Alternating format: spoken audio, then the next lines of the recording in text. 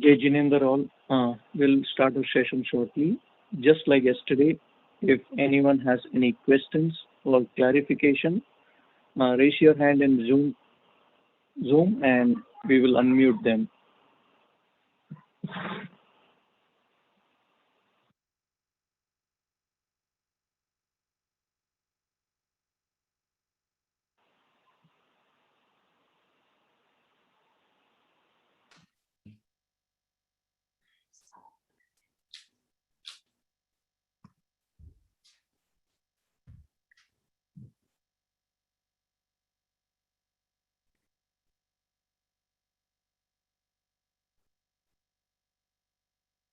Aradhya ko Vandana. All dear kids, today I want to talk about what is the Paryushan history. I will explain briefly the history, and then I will give one illustration to what should we do during Paryushan. Paryushan is celebrated every year in the month of Bhadwa, the 6th month of Hindi calendar. You may don't know what is the 12 months of Hindi calendar, but our celebration goes with Hindi calendar. It follows the Hindi calendar, so it comes in 6 months of Bhadwa. The month's name is Bhadwa. This Bhadwa comes sometimes in August, sometimes in September, sometimes in October, early October. So whenever this Tithi, this Hindi Tithi comes, we celebrate our Paryushan. The word is Paryushan. The word Paryushan is derived from two words. One is Pari and the other is Ushan. The meaning of Pari being closer from to all angles. And Ushan means to stay. And the closeness has to be to our soul by remaining spiritual. The spiritual word may be little heavy for you, but you can understand that we should disconnect from outer things and we should focus on our religious things. Jain history says all the past Tirthankars, Gandhars, Acharyas, monks and nuns had done Paryushan for one day. When kids yesterday asked one question that why we celebrate for 8 days, right? If you remember. So our past Tirthankars, Gandhas, Acharyas, monks and nuns all had celebrated Paryushan for one day. Now the question, if the Paryushan was being celebrated for only one day in Mahavir's time, then why it has been celebrated for 8 days after his time? For this answer, we must investigate our scriptures. Jain canonical literature does not contain such references to the answer to when and how it was expanded. But we can correlate with one reference that Devtas, you know Devtas, right? Heavenly beings. So Devtas do an 8 kind of pujas of the Tirthankars, which takes 8 days. That's why maybe we are celebrating our Paryushan for 8 days.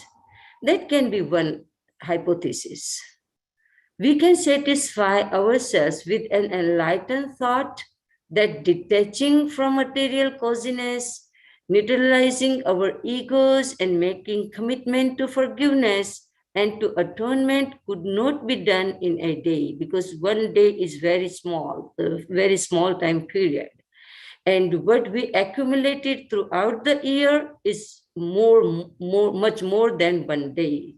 So if we want to wash off all those misdeeds, mischiefs, right, and misbehaviors, then one day is very short period for that. So our great gurus created a week long ago, a week long period for celebration.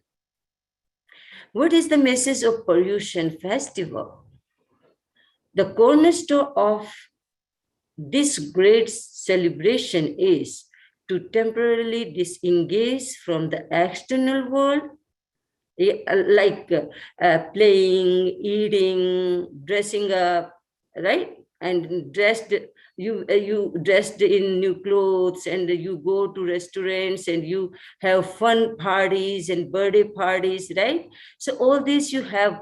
So we should disconnect ourselves, we should disengage ourselves from this type of activities, and we should concentrate on purifying our actions. The message in this celebration is simple: a cleansing of the mind and reflection on our flaws. It is an excellent opportunity for us to forgive as well as ask forgiveness for our mistakes, misdeeds, and shortcomings, and embarking on the path of behavior prescribed for Jains. Pollution is a time to identify, reflect, understand, unravel, and heal the grievances, disputes, animosities, misunderstanding, confusion, and unhappiness we may have willfully or unintentionally created, or we have been dragged into. Sometimes you don't want to create this situation. You are not the active part of this type of situation, but sometimes you are dragged into.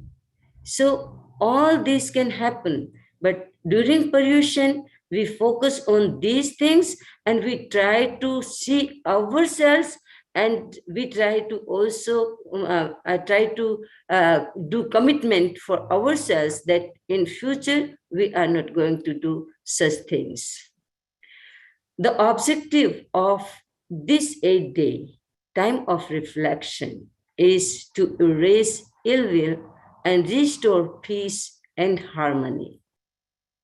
So, first of all, we should understand our vices, not others.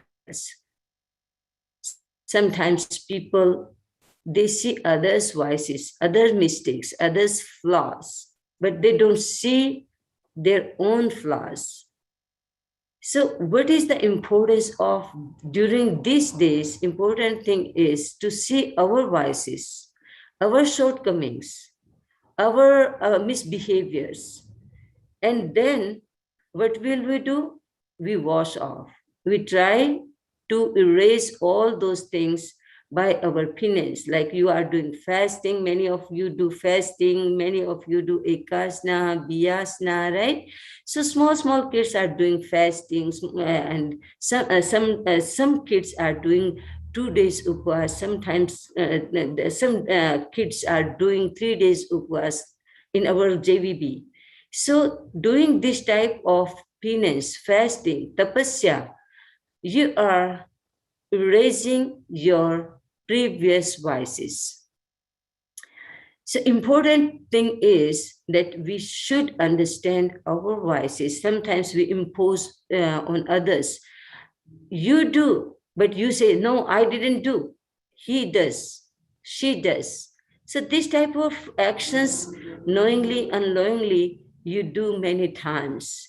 So what is the important thing to understand is, if you are part of that misbehavior, you just understand. You just think over that, yes, you accept yourself. So this acceptance, you will train your mind to accept all the true things by yourself. I'm telling a story so you can understand the importance of understanding your own vices, our own vices. Once there was a spiritual practitioner that was Mahatma. He was very famous in the town. He was very introvert.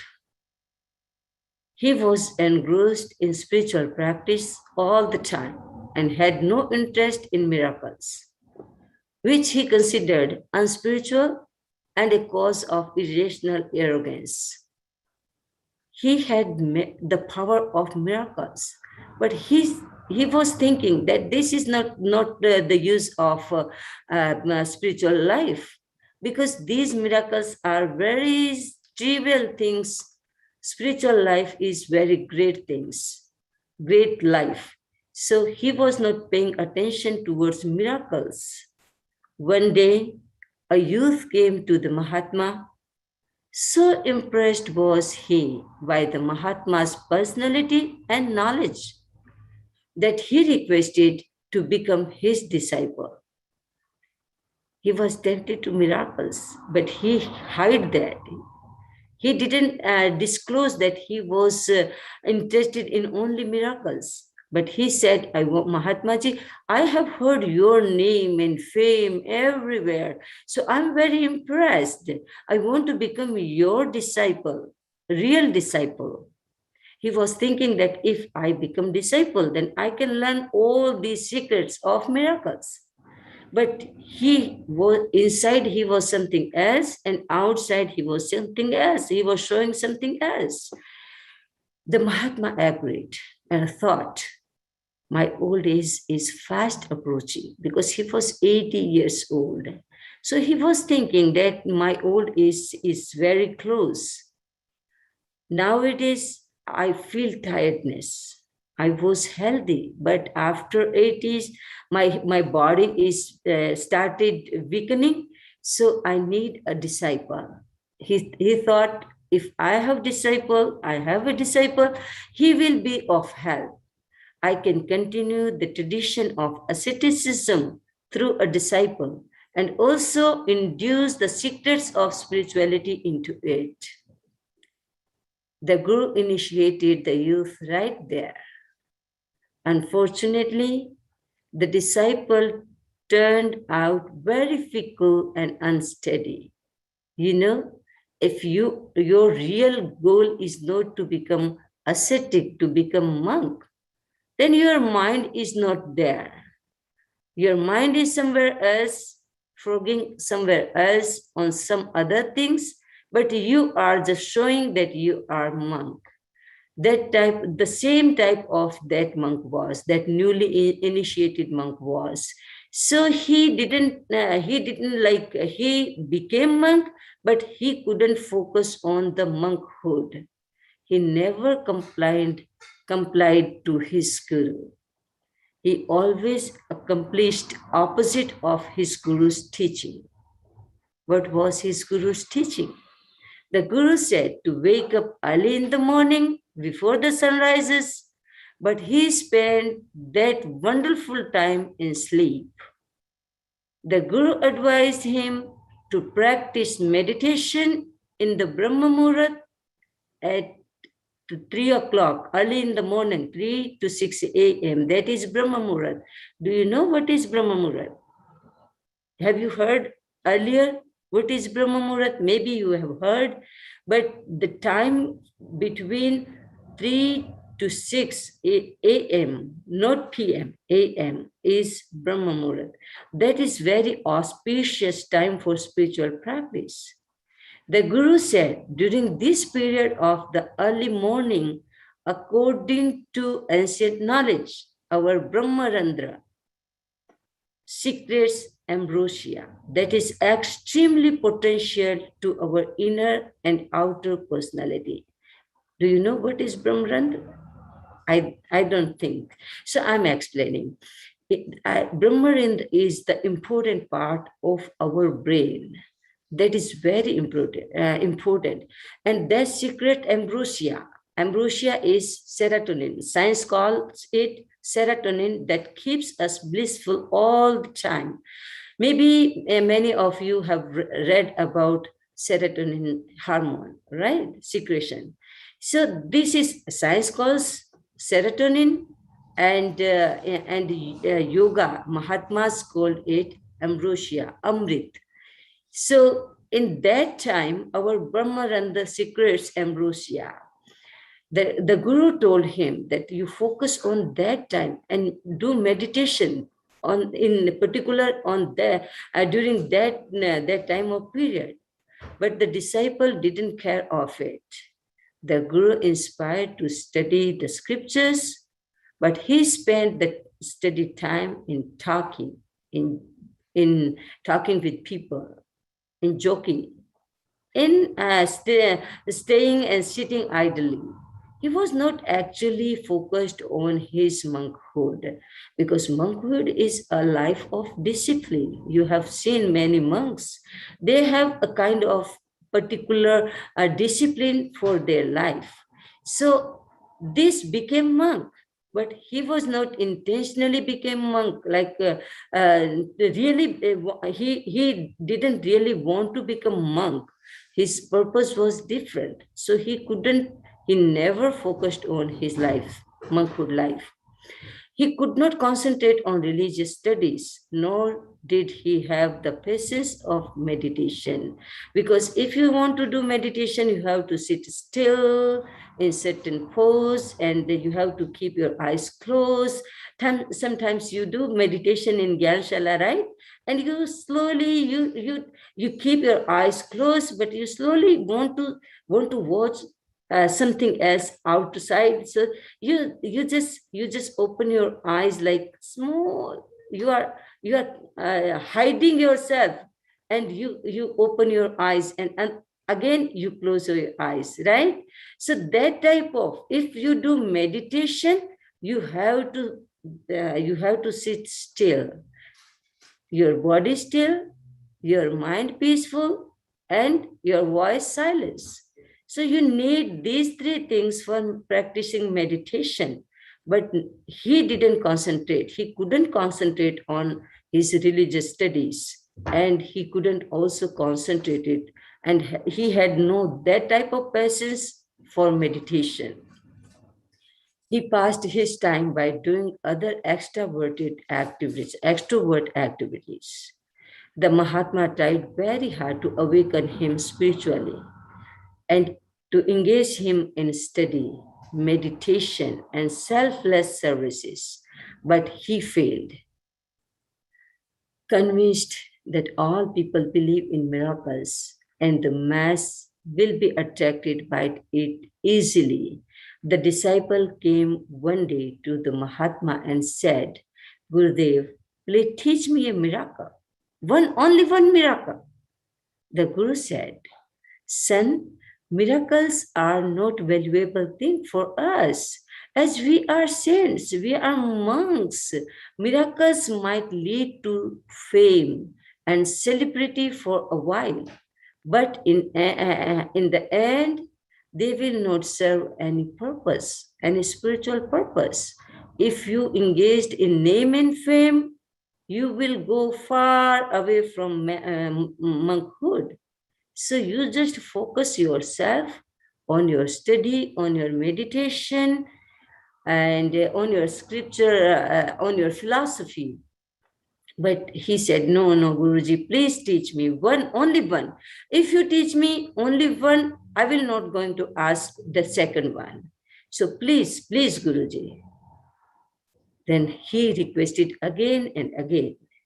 So despite this explanation, the disciple was obstinate about learning more about miracles. He couldn't understand what his guru was saying, what the purpose of the guru again make aware of towards your spiritual life. But Guru explained everything, but despite this, he couldn't focus on Guru's teaching. But he was stubborn.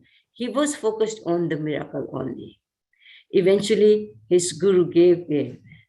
The Mahatma took out a crystal bar from his bag, handed it over to his disciple, and said, "This is a magic stick.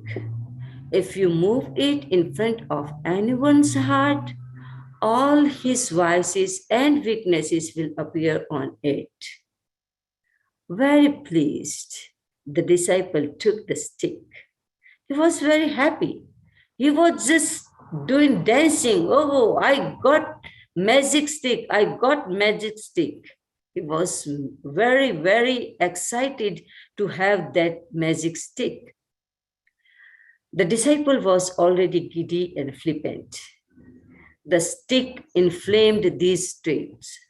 You know, if there is fire and if you if you pour ghee into fire and oil into fire, what it will become?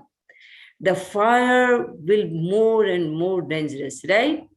So the disciple was already fickle-minded, and now he got this stick, this magic stick. It makes him more flippant. When he experimented, now the stick in his hand, and he wanted to experiment it. So when he experimented with his stick to discover people's weaknesses, he started to exploit the situation. Because whoever come, he just put in front of the stick in front of their heart, and he see what is the vices, what is the weaknesses of this person has. So when he saw, he started to exploit the situation and spread propaganda about that. The helpless people felt ashamed. Who will want that his weaknesses come out and can be spread in within people, right? Nobody wants that. So the helpless people felt ashamed. They wondered, who doesn't have weaknesses?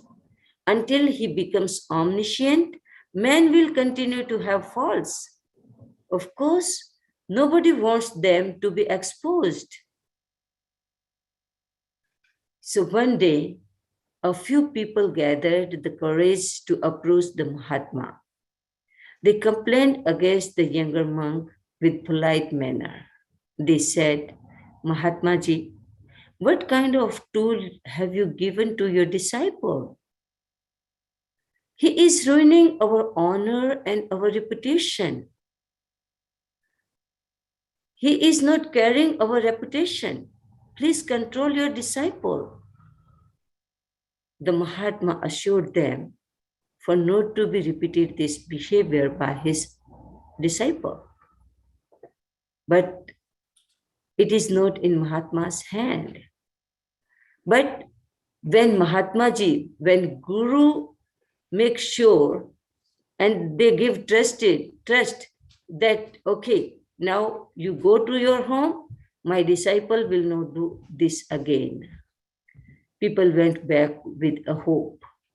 Mahatma called the younger one to let him know about the complaint and suggested him it was not good for a saintly person to hurt someone's reputation. But the undisciplined devotee didn't care. He was not careful about others' reputation, others' name, others' fame. No, he wanted only his name and fame, that's all.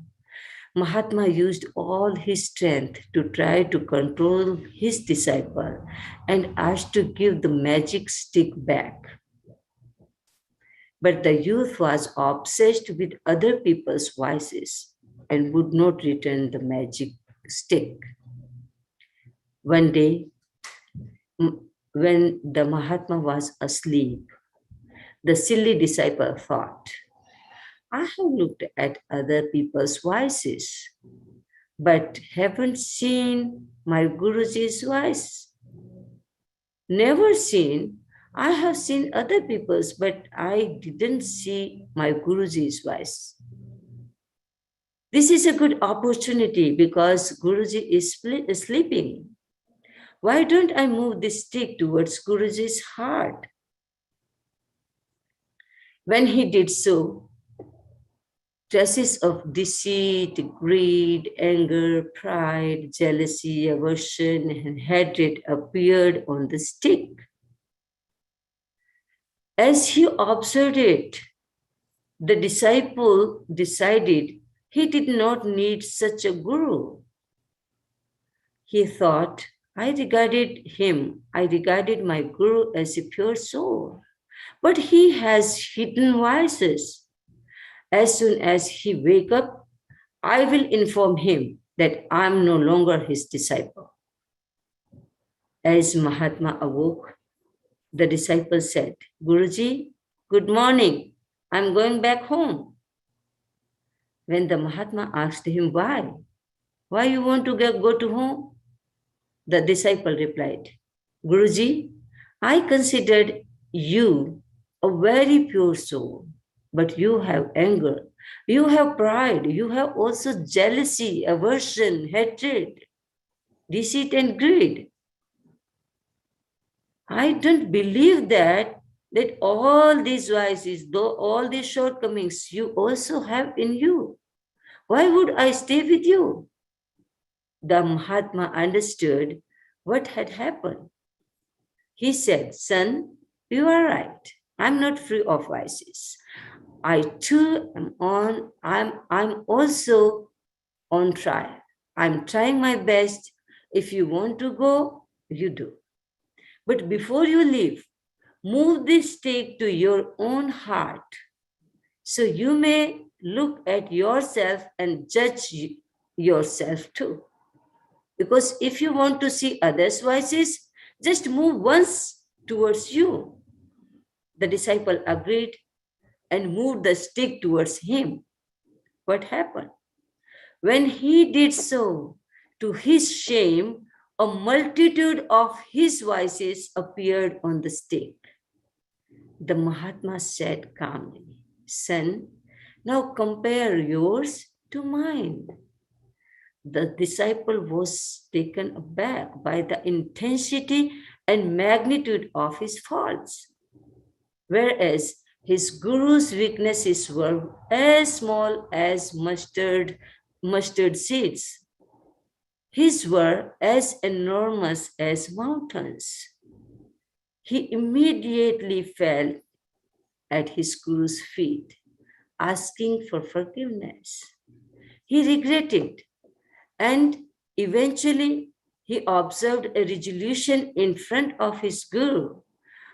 He said, Guruji, I will not commit the mistake of looking others' vices again in my life, in my whole life. I will try to watch my own self. So now we conclude the story. The incidents brought a great transformation into the disciple.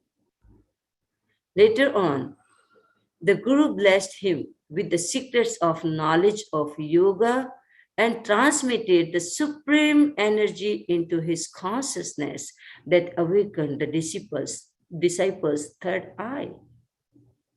So until he had that fickleness, Guru didn't give the secrets. But when he focused on himself and he committed not to see others' vices, and he committed to see his own vices and virtues, then Guru blessed him with many secrets and magics and all his knowledge. So the pollution is going on. During this pollution, what we do, we don't see others' vices. We don't see others' mistakes. We just focus on ourselves, what we are doing good and we are doing wrong. We should focus on ourselves, right? So this is the gist of the whole this story, and the entire the message of pollution in short. Now I want to stop myself, and if you want to ask question, you can ask question. Otherwise, we conclude the session.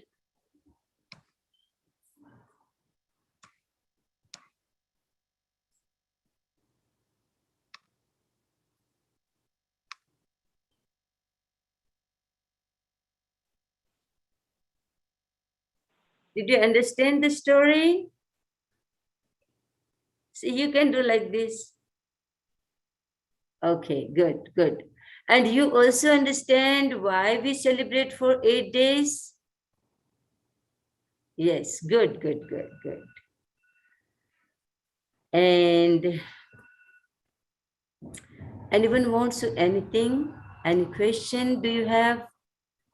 If you have any question, no question, because today was story, right? Interesting story. So you tell this story to your parents also, that which story you have learned and what you have learned out of the story, right? So you tell your parents the story, and you can tell also the story to your friends. Now, Sh- yes, go ahead. I have one question. Okay, ask. How do you know what if you're making like how do you know what your vices are? Because you always try to defend saying like no, like I'm correct. How would you know what your vices are? So at childhood, you can understand through your mom, right?